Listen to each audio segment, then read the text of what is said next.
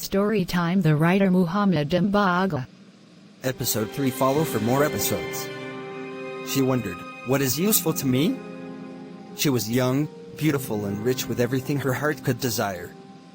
Could anything help her and save her from death? She had always longed for an official job with a good salary. She had it, but could it save her from death? An idea struck her. She hurried to the phone while everyone was away. She dialed the doctor's number and asked eagerly, "If I travel abroad, can I find a cure?" He said, "There is nothing. I has no idea in abroad. It is a waste of money." She put the phone down and sat on a nearby chair. Her salary would not change matters. She walked through the house's rooms as if saying her farewells. She paced the small garden and looked at the trees. She whispered, "I wish these trees knew I am leaving them, those stones, walls. I wish these doors knew my hands will soon no longer open them. I wish those flowers, that I planted and watered knew how often the thorns and hard stones tore my hands. How often I watered those dying flowers with my tears when there was no water. I wish they knew the meaning of my departure. These fruiting trees were tiny when I planted them.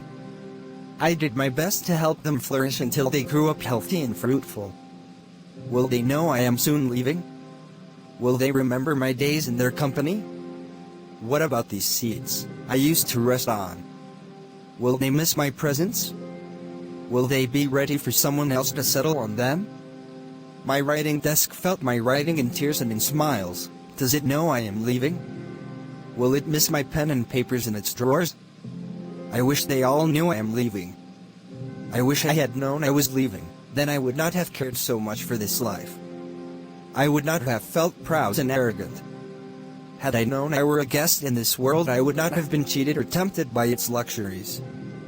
Had I known this, I would have been aware that leaving a simple life is easier than leaving a luxurious one. Had I lived a simple life, I would not have found it difficult to cross from this world to the next. My family is now enjoying the party.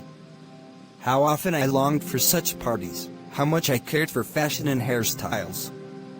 Can they help me now?" Anfal threw herself down on the nearest chair as if she had realized a truth previously unknown to her. She said, "What shall I take with me? Besides a coffin and my deeds? What kind of deeds will go with me on my long journey?" "Nothing." Yes, nothing. She remembered her friend Sarah, who used to advise her and guide her to the red path of Allah. She used to remind her of the Quranic verse, "And make provision, for the provision is the guarding of oneself."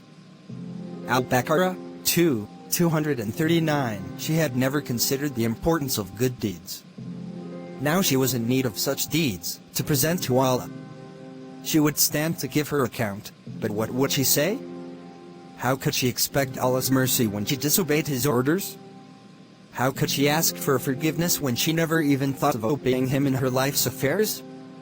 She wished she had read the Holy Quran instead of all those cheap novels. She wished she had gained some knowledge of her religion instead of reading film star magazines. She continued wishing she had done few things, and not done other things. She wished she had not angered this person or that, and had never lied or gossiped about anyone.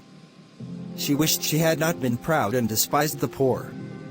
She said, "I wish I could start my life all over again to make up for my errors and to obey Allah's orders. I worshipped my desires and ignored my Creator.